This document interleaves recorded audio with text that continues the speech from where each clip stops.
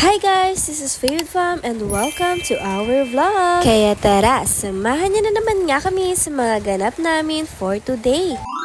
So eto na nga, matagal na talaga namin pinag-uusapan ito na mag-e-enroll nga kami sa BPC. Dahil nga gusto na ulit namin mag-aral. Dahil sayang nga lang din ang utak namin kung hindi namin gagamitin. Eto nga at medyo inagahan nga namin na kumuha ng mga requirements para nga maipasa nga namin. Kung may matitira pa nga na oras. Eto na nga at nandito na nga kami sa barangay hall ng Bani. Dahil nga kukuha nga kami ng aming barangay clearance o residency. Pero bago nga na ito ay pumunta muna nga kami doon kila ate para nga kumain at ihatid si Pia. Kung sino si Pia, baby nga lang naman ito nung kasama natin ngayon, si Ate Del. Hello, welcome to our vlog.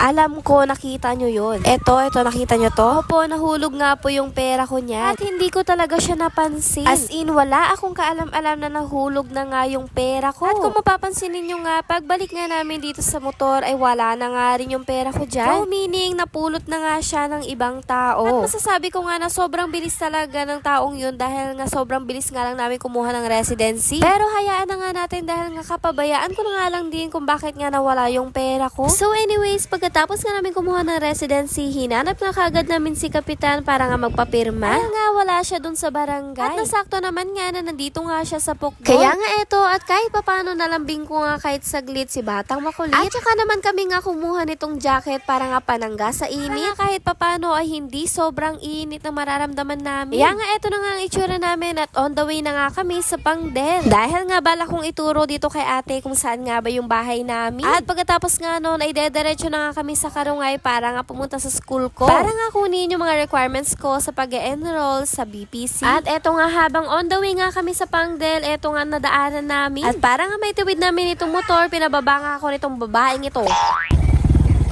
Sige. Sige, yung pinakamamahal ni Jeric. Sinaglalakad lang ako ng babaeng ito. Ano? Tara.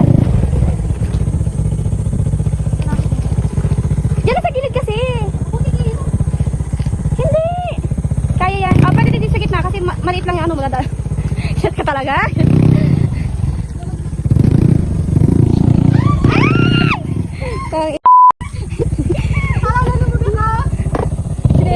At sa wakas, pagkatapos nga ng sobrang init na biyahe namin, nandito na nga kami sa school at kukunin ko na nga yung mga requirements ko. Naging mabilis lang naman yung pagkuha ko dito dahil nga sobrang ayos nga nilang kausap. Sobrang bilis nga, eto nga at bibili na naman kami ng pagkain namin.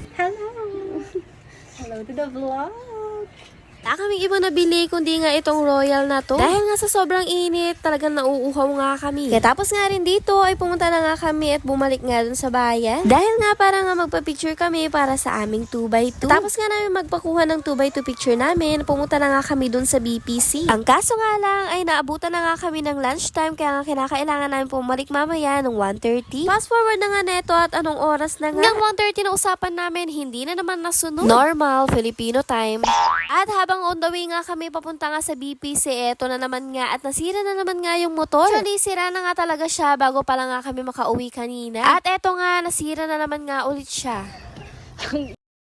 Napakaraming sign para hindi mag-college. Bullshit. Sabi ko sa manahimik na lang kayo. Tama si Jeric. Di na nga ako nakapag-video masyado at hindi nga kami nakaabot dahil nga cut-off na saktong 3:30. Kaya, kinakailangan na naman nga namin bumalik bukas. Kaya nga makapagpasa na kami ng requirements. Tapos, eto na nga, pauwi na nga kami at umuwi nga kaming bokya. Di bale at may bukas pa naman. Kaya sa ngayon, pagmasdan nyo muna nga itong kakyutan nito ni Baby Pia. Pia, makita pala kayo Pia. And finally, eto na nga, nakauwi na nga ako. At sa wakas, napagmasdan ko na naman nga ang gwapo at magandang mukha nitong mag-ama ko. Ay, sino ko? Mama. Oh, where are you?